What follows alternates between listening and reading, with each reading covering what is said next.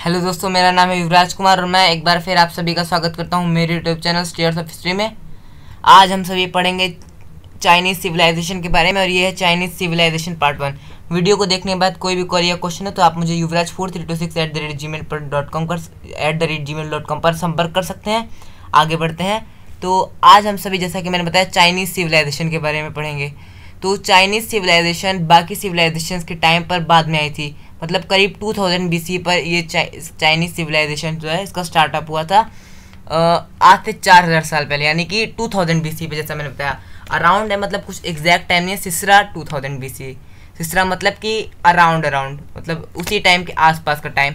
तो ये एक लौती ऐसी सिविलाइजेशन है जो अभी तक चल रही है, अभी तक इसका डिक्लाइन नहीं हुआ। ये सिविलाइजेशन अभी तक चल रही है और चाइनीज़ सिविलाइजेशन फेमस है अपने एंशियंट पीरियड में बहुत ही ज़्यादा ग्रेट इन्वेंशंस के लिए, जिसमें से एक इन्वेंशन कंपास है, एक इन्वेंशन गन पाउडर है, पेपर, चाइना में पेपर का इन्वेंशन हुआ था, और राइटिंग, यहाँ पे मूवेबल टाइप प्रिंटिंग भी लोगों ने सीखी थी।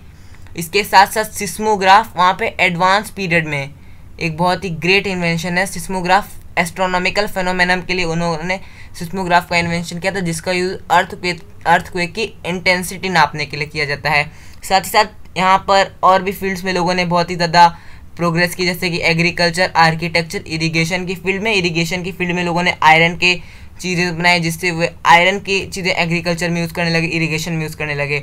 और उस टाइम पर लोगों को पानी की महत्व समझ आने लगी, तो उन्होंने कैनाल्स और डैम्स, डाइक्स, इन सब की चीज़ों की भी इन्वेंशन की। सेरामिक पॉटरी का भी इन्वेंशन किया उन्होंने। सिल्क का इन्वेंशन किया, सिल्क टेक्सटाइल में अपने आप को बहुत ही ज़्यादा डेवलप किया। Medicine and astronomy. और ये चाइना यहाँ पे दुनिया के सबसे ज़्यादा लंबी रिटन लैंग्वेज सिस्टम है, यानी सबसे ज़्यादा अल्फ़ाबेट्स, चाइनीज़ में सबसे ज़्यादा अल्फ़ाबेट्स होते हैं, सबसे ज़्यादा लॉन्ग रिटन सिस्टम है। आगे बात करते हैं। तो ये जो चाइनीज़ सिविलाइजेशन है, जैसा मैंने आपको बताया कि ये 2000 BC के पास, इसकी चाइनीज़ हिस्ट्री के साथ, इस चाइनीज़ रिटन रिकॉर्ड्स के अराउंड 2000 BC में ये जो चाइनीज़ सिविलाइजेशन है एस्टेब्लाइज हुई थी। और ये सबसे पहले शिया डायनेस्टी, यहाँ पर सबसे पहली डायनेस्टी शिया डायनेस्टी। और शिया डायनेस्टी जो थी, इसको बसाने वाले थे king you the great. King you के पापा कोई बहुत बड़े रूलर नहीं थे, उनके पापा एक्चुअली कोई रूलर ही नहीं थे, उनको शुन से डायनेस्टी मिली थी। ऐसा माना जाता है कि 5 ग्रेट एम्परर्स ने अपने सारे 5 ग्रेट एम्परर्स जो थे उस टाइम पे, पाँचों ने इनको अपना वो बना लिया था, इनको अपनी डायनेस्टीज देती थी, उत्तराधिकारी बना लिया था। तो बात करते हैं हम, जब ये तो डायनेस्टी है होंगो रिवर और यांगसे रिवर पर बसी हुई है। तो जब होंगो रिवर में बाढ़ आ गई थी, तो फिर उस टाइम के जो लोग रहते थे क्लैंस में रहते थे, तो फिर इनके जो पिता थे, इनके पिता का नाम था गन इनके पिता का नाम था। और जब बाढ़ आ गई थी तो उस टाइम का जो मुखिया था, उन्होंने इनके पिता को काम दिया था कि आप यहाँ पर एक डैम बनाइए ताकि हम इस बाढ़ से, कैनाल बनाइए ताकि हम इस बाढ़ से बच सकें। तो इनके पापा को ये काम सौंपा गया, लेकिन इनके पापा ये काम नहीं कर पाए। तो फिर बाद में इनके पापा को कैदी बना लिया गया और जेल में डाल दिया गया, फिर कहीं शायद पहाड़ों में छोड़ दिया गया। उसके बाद जब उस राजा का बेटा जो था, उस राजा के बेटा का नाम था शुन द ग्रेट। जब उस राजे ने भी ये जो यू थे, इन बहुत उस राजा के चहीते थे और बहुत ही ज़्यादा विश्वासजनक व्यक्ति थे। तो उस राजा ने ये काम कहा कि आपके पिता ने ये काम छोड़ दिया है, आप इसको कंप्लीट करिए। फिर यू जो थे अपने पिता की बिल्कुल टैक्टिक्स से अलग काम करते थे। इन्होंने अलग अलग क्लैन से प्रोफेशनल और सही ढंग के लोगों को बुलाया और 13 साल में ये कंप्लीट कर दिया। उसके बाद उसी राजा द्वारा उसको इन्वेजन के लिए भेजा गया, किंगडम डिफेंडिंग के लिए भेजा गया। तो वहाँ पर भी इसने हराया अपने अपोनेंट्स को और वहाँ पे भी विजय प्राप्त की। जिसके बाद शुन ने इसे अपना उत्तराधिकारी बना लिया और यू द ग्रेट जब बने किंग, तो फिर उन्होंने शिया डायनेस्टी एस्टेब्लाइश की। इस तरह से वे किंग बने थे। ये अकॉर्डिंग टू चाइनीज़ हिस्ट्री मैं आपको बता रहा हूँ। और ये जो शिया डायनेस्टी है, इसके लास्ट रूलर का नाम था जाई, ये लास्ट रूलर थे। इसके बाद शैंग डायनेस्टी आई। टैंग नाम के रूलर थे जिन्होंने शैंग डायनेस्टी एस्टेब्लाइश की थी जाई को हरा करके। उसके बाद जो डायनेस्टी आई। जोई डायनेस्टी बहुत ज़्यादा समय तक चलने वाली थी, सबसे ज़्यादा टाइम तक चलने वाली डायनेस्टी थी जो डायनेस्टी। 790 साल तक चली थी जो डायनेस्टी। और ये जो डायनेस्टी थी किंग वू ने बसाई थी। किंग वू इसके फर्स्ट एम्परर थे और किंग यिन इसके 37th और लास्ट रूलर थे। और ये सबसे ज़्यादा टाइम तक रूल करने वाले रूलर भी थे। किंग किंग यिन, इनका किंग यिन नाम है, और ये सबसे ज़्यादा 59 ईयर्स तक इन्होंने अकेले रूल किया था। 37 रूलर थे टोटल इस डायनेस्टी में, और सबसे ज़्यादा टाइम तक किंग यिन ने राज किया था, और ये लास्ट रूलर थे। 59 ईयर्स तक इन्होंने रूल किया था। सबसे ज़्यादा टाइम तक चलने वाली डायनेस्टी है, 790 ईयर्स तक चली थी ये डायनेस्टी चाइना में। इसके बाद हम बात करते हैं क्विन डायनेस्टी की। तो ये डायनेस्टी बहुत ही ज़्यादा फेमस है क्योंकि इसने नॉर्दर्न चाइना और eastern China, sorry northern China और सदर्न चाइना दोनों को मिला था। उस समय लोगों का मानना था कि ये जो सदर्न चाइना है और नॉर्दर्न चाइना है, ये दोनों, यानी कि ये देखिए जो होंगो रिवर है ये नॉर्दर्न चाइना के लिए है, और सदर्न रिवर जो है वो यांगसे रिवर पर बसी हुई है।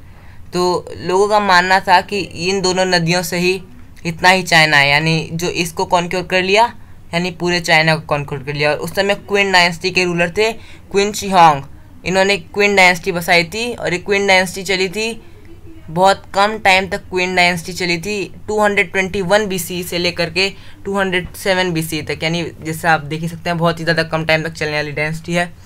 तो फिर ये जो डायनेस्टी है, लेकिन बहुत ही ज़्यादा ग्रेट डायनेस्टी थी, पावरफुल डायनेस्टी थी। क्विन शी होंग ने इस डायनेस्टी को बसाया था। देख रहे हैं इतना पार्ट क्विन डायनेस्टी का है, और इस डायनेस्टी में ही ग्रेट वॉल ऑफ चाइना का आर्किटेक्चर कंप्लीट हुआ था। ग्रेट वॉल ऑफ चाइना मैं आपको बताता हूँ कैसे बना था। तो उस समय बहुत सारे रूलर्स थे जो अपने किंगडम को डिफेंड करने के लिए वॉल्स इकट्ठे बना रहे थे। जब उन्होंने वॉल्स बनाई तो फिर उस वॉल्स को जब क्विन डायनेस्टी के रूलर क्विन शी होंग ने पूरे उस टाइम के चाइना पर विजय प्राप्त कर ली, उस टाइम के चाइना पे विक्ट्री पा ली, तो फिर उन्होंने अपने लोगों से कहा कि इन सारी वॉल्स को मिला दो। मतलब जैसे इतनी वॉल है, फिर इतनी वॉल है, इतनी वॉल दूर दूर जगह पर, तो उन्होंने कहा कि इन सारी वॉल्स को जोड़ दो आपस में।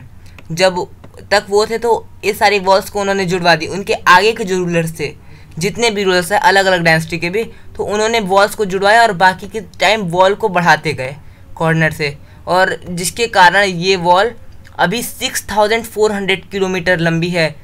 यानी कि पूरे एशिया की सबसे ज़्यादा बड़ी नदी यांगसे रिवर, जिसकी लेंथ 6300 किलोमीटर है, उससे भी 100 किलोमीटर ज़्यादा लंबी वॉल है ये, और ये 7 वंडर्स में से एक है। उसके बाद ये क्विन शी होंग जब मरे थे तो इनके साथ 8000 टेराकोटा वॉरियर्स को भी दफनाया गया था, और उनके आर्किटेक्चर भी प्राप्त हुए टेराकोटा वॉरियर्स। इनमें चैरियट्स भी थे, घोड़े भी थे, और जो लोग तीर चलाते थे वो लोग भी थे। ऐसे बहुत सारे लोग थे जो इनके साथ दफनाए थे, इसलिए ताकि वो लोग आफ्टर लाइफ में बिलीव करते थे, तो आगे के टाइम पे ये लोग इनके फर्स्ट एम्परर को गार्ड कर सकें, इनके फर्स्ट एम्परर को कोई भी दिक्कत ना हो। उसके बाद हम बात करते हैं जी की। तो हैन डायनेस्टी जब एस्टेब्लिश, तो पहले क्विन डायनेस्टी का जो एंड था वो इसके थर्ड एम्परर के द्वारा हुआ था। क्विन डायनेस्टी के थर्ड एम्परर के द्वारा ज़ियिंग, ये इस डायनेस्टी के थर्ड एम्परर थे जिनका सबसे कम टाइम तक रूल चल रहा था, 46 डेज, यानी कि मिड अक्टूबर से अर्ली दिसंबर तक इनका रूल चला था। और 2007 BC में डायनेस्टी का फॉल डाउन हो गया। अब बात करते हैं हैन डायनेस्टी की। तो जी इस डायनेस्टी के फाउंडर थे। 202 से लेकर 195 BC तक इन्होंने रूल किया। उसके बाद एम्परर जियांग ऑफ हान, यानी जियांग एम्परर का नाम है, वे इस डायनेस्टी के 14th और लास्ट एम्परर थे जब इनके रूल में ही ईस्टर्न हैन डायनेस्टी का फॉल डाउन हो गया। अब हम बात करते हैं, तो जैसे हमने देख लिया कि बहुत सी डायनेस्टीज यहाँ पर आई गई, लेकिन ये सारी डायनेस्टी जो थी ये 2 रिवर पर बसी हुई थी, एक होंगो रिवर और दूसरी ये रही, ये देखिए इधर वाली यांगसे रिवर है और इधर वाली होंगो रिवर है। तो जितना भी नदर्न पार्ट है यानी नदर्न चाइना, ये वाला पार्ट ये होंगो रिवर पे स्टेबलाइज्ड है, और सदर्न पार्ट यानी ये यांगसे रिवर पर स्टेबलाइज्ड है। तो होंगो रिवर जो है ये पूरे दुनिया की 6th रिवर है और पूरे चाइना में 2nd लार्जेस्ट रिवर है। इसकी टोटल लेंथ है 5464 किलोमीटर, और इसे येलो रिवर के नाम से भी जाना जाता है क्योंकि इसका कलर जो है वो येलो कलर का है। और जो यांगसे रिवर है वो पूरे दुनिया में 3rd लार्जेस्ट रिवर है और पूरे एशिया की और चाइना की लॉन्गेस्ट रिवर है। 6300 किलोमीटर लेंथ है, और उस टाइम पर माना जाता था इसे border between northern China and southern China. ये देखिए यहाँ से स्टार्ट होती है, यहाँ पे ऐसे एक सीधा लेंगे तो ये इधर आधा आधा बट रहा है, नदर्न चाइना सदर्न चाइना। ये दोनों ही जो रिवर्स हैं ये ईस्ट चाइना सी में भी आती है, ये भी ईस्ट चाइना सी में आती है, और दोनों आकर के पैसिफिक ओशन में मिल जाती हैं। और ये जैसा मैंने आपको बताया तो होंगो रिवर जो है और भी बहुत, इसको चाइनास पैराडाइज और चाइनास सोरो नाम से भी जाना जाता है होंगो रिवर को। अब हम आगे बात करते हैं इनके सोशल डिवीज़न की। तो इनके सोशल डिवीज़न में सबसे ऊपर किंग था, इनके राजा को सबसे ऊपर एम्परर माना जाता था। और फिर उसके बाद नोबल्स और मिलिट्री ऑफिशियल्स थे, जैसा हमने देखा कि टेराकोटा वॉरियर्स, एकदम अच्छे तरीके से आर्किटेक्चर भी मिले हैं, मतलब अच्छी पोस्ट, अच्छा दर्जा दिया जाता था आर्मी को। उसके बाद मर्चेंट एंड फार्मर्स जितने मिडिल क्लास लोग थे, और उसके बाद स्लेव्स। अब हम बात करते हैं इनके सोशल डिवीज़न की, तो हमारे बात हो गई यानी राजा, उनकी रॉयल फैमिली, फिर नोबल्स और मिलिट्री ऑफिशियल्स, मर्चेंट और स्लेव्स। अब हम इनके रिलीजन के बारे में बात करते हैं। तो ये शांगदी को बहुत पूछते थे। शांगदी का मतलब होता है एम्परर्स अबोव, मतलब जो राजा से भी बढ़कर हो, और से ओमनीपोटेंट फोर्स माना जाता था, यानी बहुत ही शक्तियों का दाता माना जाता था। और चाइना में जो भी एम्परर होता है उसको शांगदी का बेटा माना जाता है, यानी कि जो इनका ये जिनका पूजा करते हैं उन्हीं का बेटा माना जाता है एम्परर को। जैसे बाकी सिविलाइजेशंस में प्रीस्ट माना जाता था, यहाँ बेटा माना जाता है। और ये बहुत से नेचुरल रिसोर्सेज की भी पूजा करते थे। साथ ही साथ आगे के टाइम पे इन्होंने बहुत सारे रिलीजन्स को भी फॉलो कर लिया, जैसे ताओइज़्म, कन्फ्यूशियनिज्म, बुद्धिज़्म। और इनके प्रीस्ट को ओरेकल कहा जाता था, होली प्रीस्ट। ओरेकल्स वो होते हैं, माना जाता है ओरेकल्स का मतलब होता है जो भगवान से बहुत करीब हों, और ओरेकल्स वो लोग होते हैं जो भविष्य बताते हैं, उन्हें ओरेकल्स कहा जाता है। ग्रीक में भी और चाइनीज़ में भी वो लोग बताते हैं।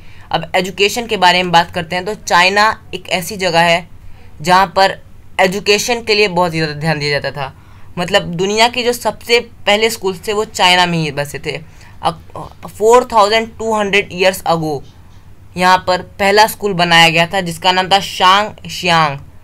इस स्कूल को यू द ग्रेट के किंगडम में बनाया गया था, मतलब जब यू का रूल चल रहा था, शिया डायनेस्टी का, फर्स्ट डायनेस्टी ऑफ चाइना, उस टाइम पर इसे बनाया गया था शांग शियांग। ये पूरे उस टाइम की पहला स्टेप था पढ़ाई की ओर। उसके बाद चाइना में फर्स्ट कॉम्पिटिटिव एग्ज़ाम्स लेने लगे लोग पब्लिक ऑफिशियल सिलेक्ट करने के लिए। और आज 1300 साल तक, करीब 1300 साल पहले यहाँ पर कॉम्पिटिटिव एग्ज़ाम्स लेना स्टार्ट कर दिया गया था 7th सेंचुरी में। और आप भी लोग इसके बाद कॉम्पिटिटिव एग्ज़ाम लेते हैं। यहाँ के कॉम्पिटिटिव एग्ज़ाम को इम्पेरियल एग्जामिनेशन कहा जाता था। थैंक यू दोस्तों, ये पार्ट 1 ख़त्म हो चुका है। रेडी रहिएगा पार्ट 2 के लिए। और इस वीडियो को देखने के बाद चैनल को सब्सक्राइब कर दीजिएगा, लाइक कर दीजिएगा, और सब्सक्राइब करने के बाद बेल आइकन ज़रूर क्लिक करिएगा ताकि आपको हर वीडियो की अपडेट सबसे पहले मिले। और हमारे चैनल स्टेयर्स ऑफ हिस्ट्री को शेयर ज़रूर करिएगा ताकि और भी लोग इस तरह का ज्ञान प्राप्त कर सकें। धन्यवाद।